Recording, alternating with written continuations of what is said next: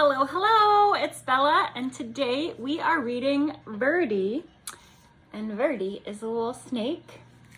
And Verdi is by Janelle Cannon, who also wrote Stella Luna, which is a bat book that we read. So you can go back and check out Stella Luna if you want to. So here we go, inside and on the back.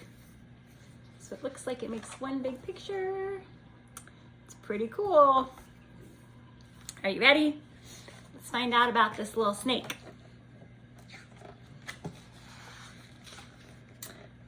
Dun, dun, dun, dun. That's his name, Verdi. And there's a pretty illustration.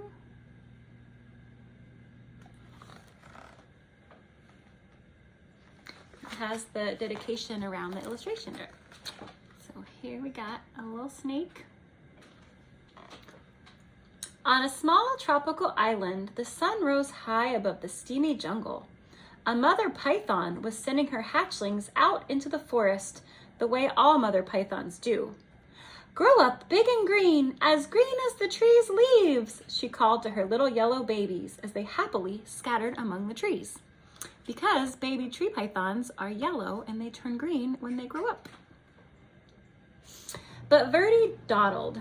He was proudly eyeing his bright yellow skin. He especially liked the bold stripes and that zigzag down his back. Why the hurry to grow up big and green, he wondered. Maybe some of the older snakes in the jungle could tell him. Verdi ventured out in the treetops to look for them. So cute. Umbles, Aggie, and Ribbon were lazing on some branches nearby. Verdi peered at their droopy green bodies. "It's not polite to stare," chided Aggie. Umbles burped and groaned. "It's taken nearly 4 weeks for that last lizard to digest. I surely do like lizards, but lizards don't like me."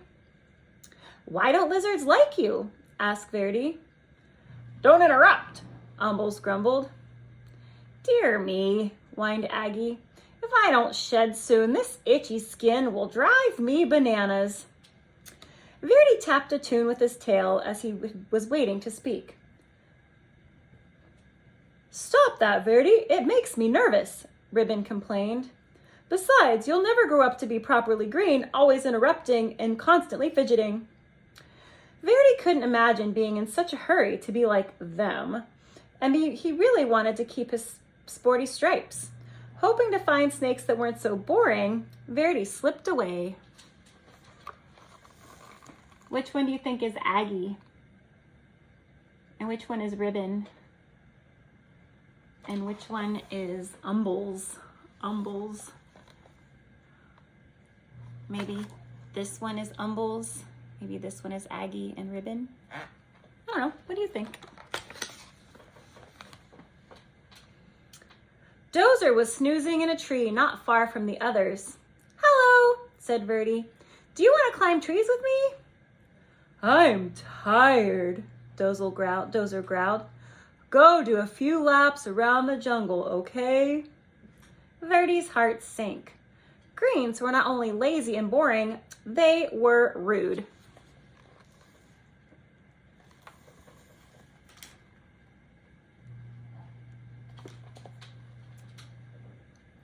Dozer's head is on the other side. At the top of a very tall tree, Verdi gripped one branch with his tail and another with his little snake jaws. "I will never be lazy, boring, or green," he thought. "I will jump and climb and keep moving so fast that I will stay yellow and striped forever." Then Verdi let go.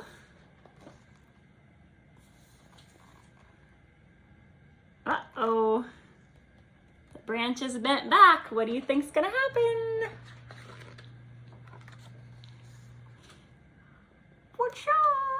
Flying snake. Like a slingshot. From a distance, the greens watched. "Oh my," they chorused. Ribbon shook his head. "At this rate, he'll be lucky to make it to his first molt." Aggie nodded. He's likely to put an eye out on a branch. Umbles moaned. He may not live long to turn green.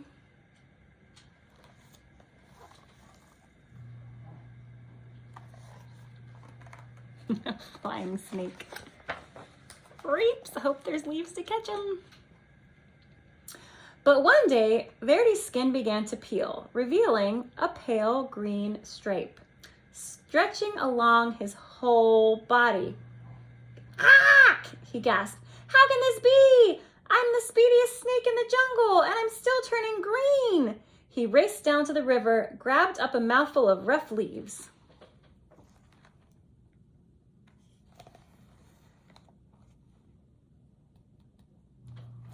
Eek!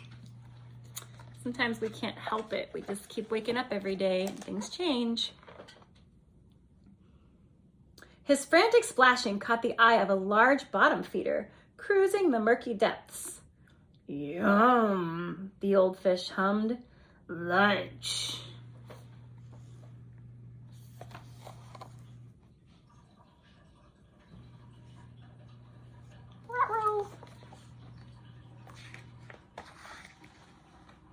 Before the fish could haul Verdi under, the frightened snake bit him on the nose. Ah, pooh! With a blast of his rubbery lips, the great fish sneezed, sending Verdi into the air. Slapping onto the soggy shore, Verdi skidded out of reach.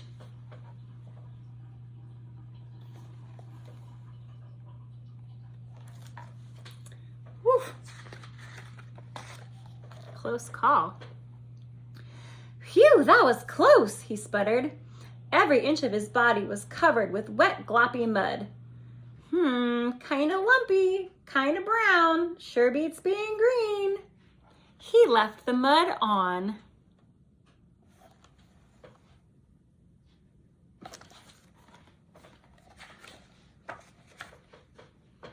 But the soft brown muck dried into a hard gray shell, and Verdi could barely move. If he even budged, the stuff cracked off in jagged chunks. As each piece fell away, Verdi could see that his body was even greener than before. This is terrible, cried Verdi. He pictured himself hanging around in droopy loops, itching and complaining and worrying all day like the old greens. He looked up into the sky where the sun blazed a beautiful yellow, just the color he used to be. Then he pulled on a vine to the top of the trees.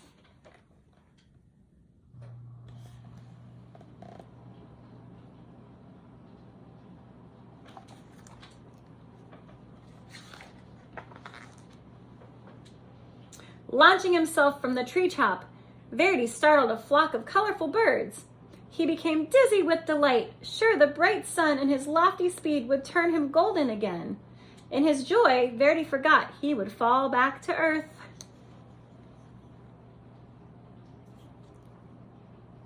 Falling back to earth. Happy up in the sky. Gravity is always working. Whippity, whippity, flippity, flap, wham! Plummeting through the trees, Verdi landed on a crooked, sprawled across a log in the forest floor. Verdi landed in a crooked sprawl across a log on the forest floor. He couldn't move. Help, he croaked.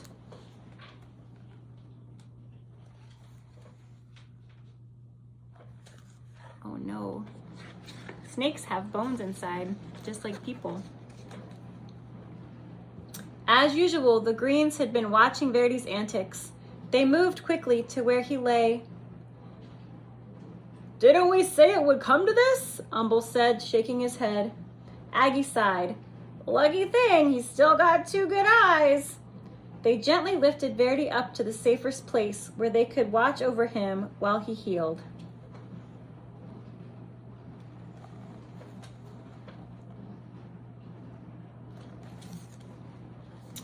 Good that they're helping.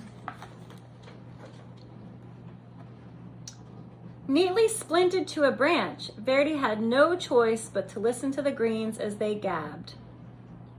Remember how I used to streak across the forest floor? Ribbon asked. Quick as lightning, answered Aggie. And I climbed giant trees like they were nothing. They grew taller then, you know. The things I dared to run down and swallow, Umbles bragged. Wild boar were no match for me.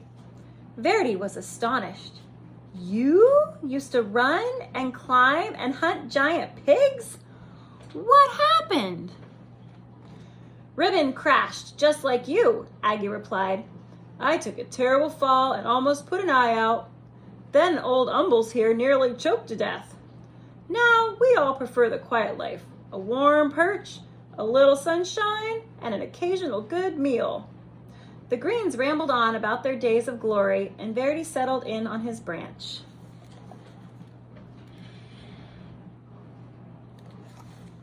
They splinted him so he can heal in a stable position.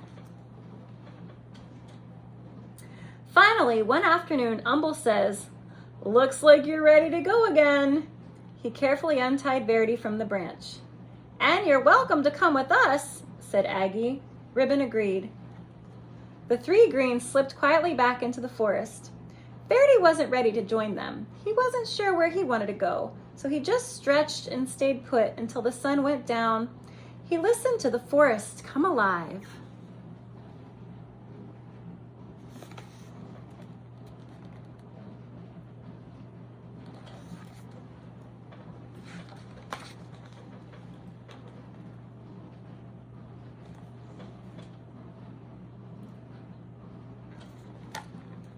Beautiful. Time passed. The sun and moon took turns in the sky. Verdi marveled as the full moon grew thinner every night.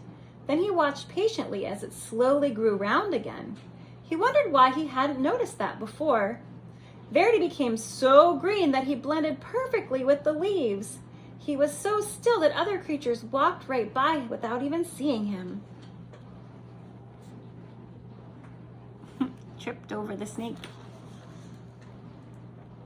Can you see him? And it looks like maybe a sugar glider.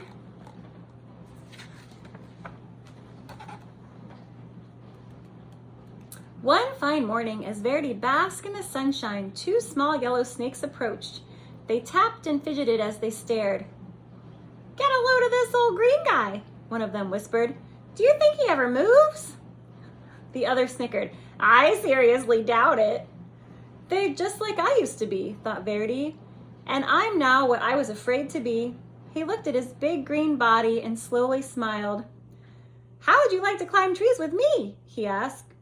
How would you like to climb trees with me? He asked. With you? The yellows were astonished. I'll even show you my fancy figure eight, Verdi replied, though he was a little worried about putting his eye out. Hanging out with the two little ones.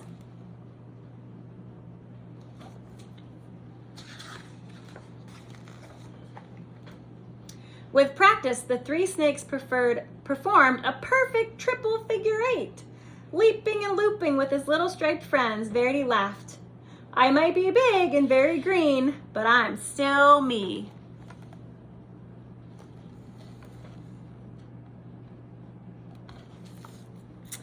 Pretty fancy figure eights. Snake notes. There are about 2,500 species of snakes, from tiny thread snakes just 4 inches long to giant reticulated pythons that grow nearly 33 feet. Snake populations are native to all parts of the world except Ireland, Iceland, New Zealand, and the polar regions. A snake's skin is dry, not slimy, as many people believe, and their scales are tough. Depending on the species of snake, scales may be shiny and smooth or very rough. Some snakes actually polish their scales by rubbing them with an oily secretion from a gland by their nose. It's pretty cool. While many snakes see very well, others are blind. Most use their nostrils to pick up scents. Snakes use an inner ear as well as other sensors in their body to detect vibrations around them. Some snakes have heat detecting pits in their face to help them to hunt in darkness. So like our ball python, we have a spider ball python named Eclipse. She has those heat sensors. All snakes rely on their delicate forked tongues. As the tongue darts out, it collects chemicals from everything it touches. When it withdraws, it passes over the vomeronasal organ in the roof of the snake's mouth. This organ processes the chemicals, providing the snake with important information about its environment. So it's kind of like smelling. You get information from what's around you. Snakes are carnivorous, which means they eat animals.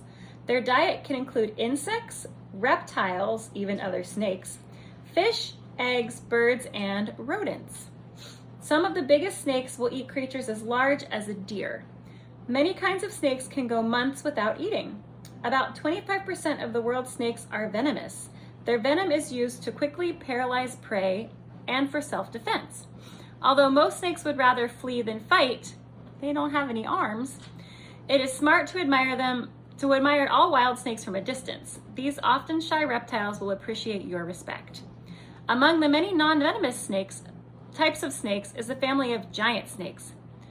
Bioidae, which includes all pythons and boas.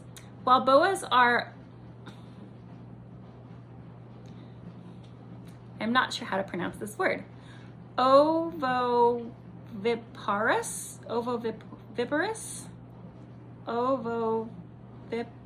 we'll call it ovoviparous, meaning they birth their babies fully formed. Their babies are born alive. Pythons are oviparous, which means they lay eggs. Green tree pythons, mothers protect their eggs until hatchling time. Nearly 2 months, once they emerge, the baby snakes are on their own. On their own. These hatchlings range in color from dark reddish brown to bright yellow. Approximately 8 inches long when they hatch, these babies grow to about 6 feet. After several molts, their skin color changes to the rich green of a mature snake.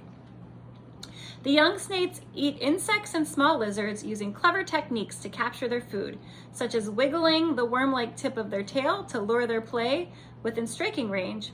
Adults become adept at capturing birds by curling up and resting motionless in trees before striking. Their unusual coiling position allows them to operate much like a spring. Green tree pythons use constriction or squeezing to immobilize their prey. Snakes are valued by humans for many reasons, including their ability to keep rodent populations in check. These sensitive creatures are an important part of our ecosystem.